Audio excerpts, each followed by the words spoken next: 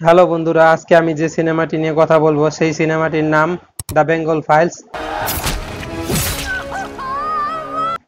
এই সিনেমাটি ডিরেক্ট করেছেন বিবেক অগ্নিহোত্রী, যে এর আগেও the Kashmir file cinema direct করেছেন এবং অনেক আলোচিত সমালোচিত হয়েছে। তবে সিনেমাটি সুপার ডুপার হিট হয়েছিল।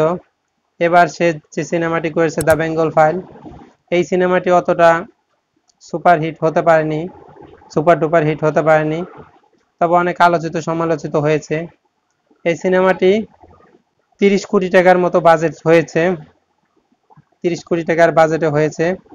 এই সিনেমা অভিনয় করেছেন মিঠুন চক্রবর্তী, পল্লবী যোশী, দর্শন কুমার, সিমরাত কৌর, অনুপম খের, শাশ্বতা চ্যাটার্জি, নামাসী চক্রবর্তী, পুনীত ঈশ্বর, সৌরভ দাস, একলব্য সুদ, আরও অনেকেই।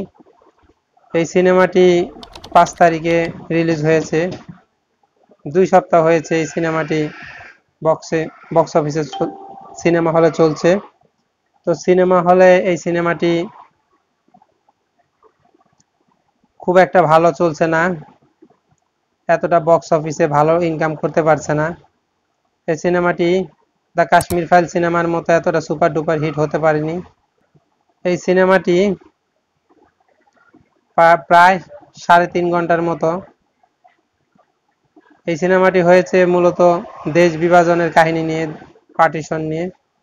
1946 সালে যে দেশ বিভাজনের সময় হিন্দু মুসলিমের দাঙ্গা হয়েছিল নোয়াখালীতে বাংলাদেশের, এবং কলকাতায় direct action day Mohammad Ali Jinnah এবং সরওয়ার্দী দিয়েছিল, সেই স্টোরিটাকে দেখানো হয়েছে।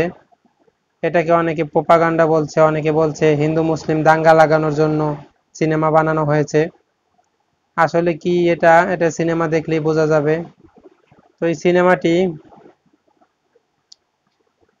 বক্স অফিসে প্রথম সপ্তাহে ইনকাম করেছে 11,25,00,000 টাকা এবং দ্বিতীয় সপ্তাহে ইনকাম করেছে 4,50,00,000 টাকা। তো টোটালে 15,75,00,000 টাকা এই সিনেমাটি ইনকাম করেছে। তো এখনো এই সিনেমার যে বাজেট, এই বাজেটটা এখনো কালেকশন করতে পারেনি। তো এই সিনেমাটি সুপার ডুপার হিট হতে পারেনি। পশ্চিমবঙ্গে এই সিনেমাটি ব্যান আছে। এখন দেখা যাক পরে এই সিনেমাটি কেমন ইনকাম করে। তো ভিডিওটি ভালো লাগলে একটি লাইক, কমেন্ট, শেয়ার করবেন এবং পাশেই থাকবেন। ধন্যবাদ সবাইকে।